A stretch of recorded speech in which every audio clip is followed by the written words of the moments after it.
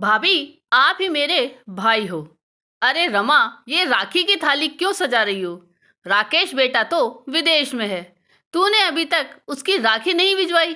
रमा की माँ उत्सुकतावश अपनी बेटी से पूछती है।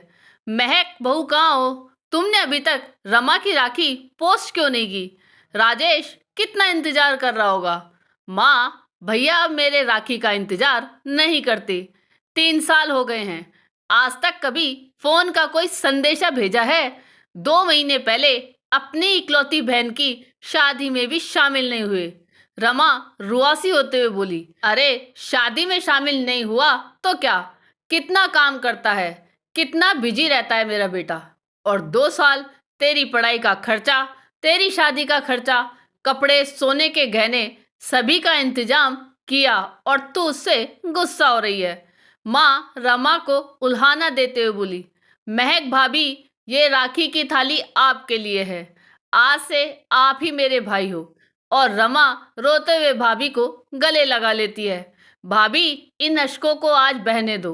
कब से इस दर्द को अपने सीने में छुपाए बैठी हूँ। भैया की गलती पर कब तक पर्दा डालोगी?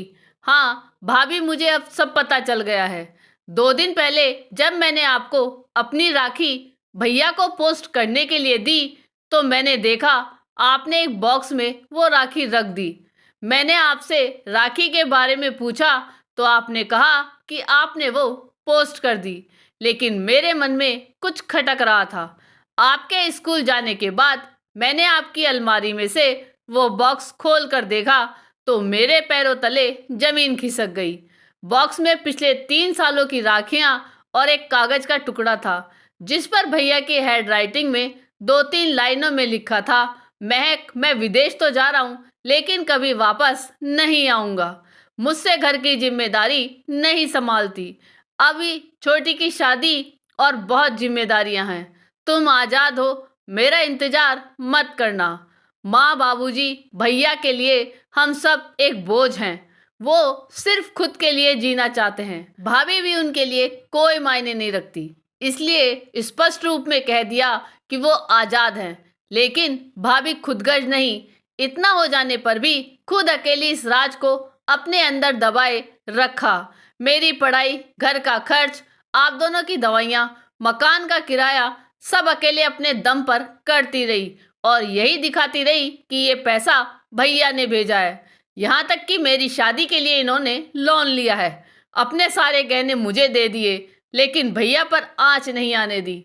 झूठ मूठ का भैया से फोन पर बात करना और अपने ही हाथ से पत्र लिखकर हमारा हाल पूछना। कितना दुख होता होगा भाभी को ये सब करने पर, लेकिन उन्होंने कभी जताया ही नहीं। हमेशा मुस्कुराते हुए हमारा ख्याल रखा। माँ, भैया ने ना तो बेटे का, ना भाई का और ना ही पति का फर्ज निभाया, लेकिन भाभी भाभी ने पराई होकर भी अपनों सा प्यार दिया और बहू होने के साथ साथ बेटे और भाई का भी फर्ज निभाया। भाभी, आप ही मेरे भाई हो। आपने भाई से बढ़कर मुझे प्यार, मान सम्मान दिया, मेरी रक्षा करी, कदम कदम पर मेरा साथ दिया, हर मुश्किल से बाहर निकाला, भाई का हर फर्ज निभाया। रमा ने आगे बढ़कर महक को तिलक लगाया और उसकी कलाई पर राखी बांधी। दोनों गले लगकर खूब रोए।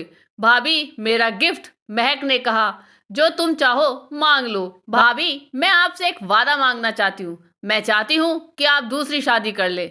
महक हैरत भरी नजरों से देखने लगती है। हाँ भाभी, आज इस बहन को भी अपना फर्ज पूरा करने दो। प्लीज भाभी, ना मत करना।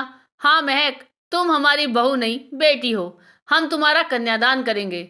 माँ पिताजी ने आशीर्वाद देते हुए कहा और रमा ने अपने भाई रूपी भाभी को गले लगा लिया। आपको ये कहानी कैसी लगी ये कमेंट करके जरूर बताइएगा। चैनल पे नए हो तो सब्सक्राइब जरूर कीजिएगा और वीडियो को लाइक और शेयर कीजिएगा। धन्यवाद।